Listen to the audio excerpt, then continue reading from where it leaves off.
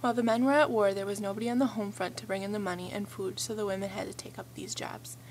Another reason that the women were needed was because they needed somebody to do the man's job in building and producing planes, tanks, and ships needed to fight in the war. In 1944, at the peak of the war, there were 19 million women that were at work. This was the most that the country had seen up until this point. While in the workforce, the women would work 48-hour weeks plus overtime. Days off were something that did not happen often. They got Sundays off, and the vacations and holidays they were normally told they would have to work. Women of all ages operated large cranes, which were used to move heavy tanks and artillery, while other women loaded and fired machine guns and other weapons to make sure that they worked properly. If you didn't have one of the other jobs, then you would have to operate hydraulic presses or work as a volunteer firefighter.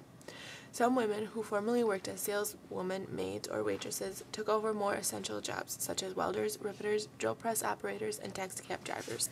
Some employers would not hire women simply because they were women. If the women did not get hired, it was very rare for them to be treated fairly.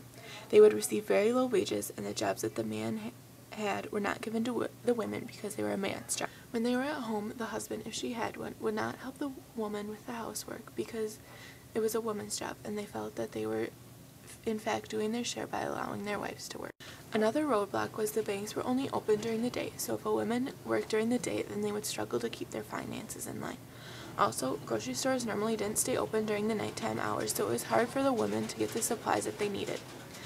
The one day off the woman had, which was Sunday, they devoted the whole day to cleaning the house, doing the laundry, and catching up from the week.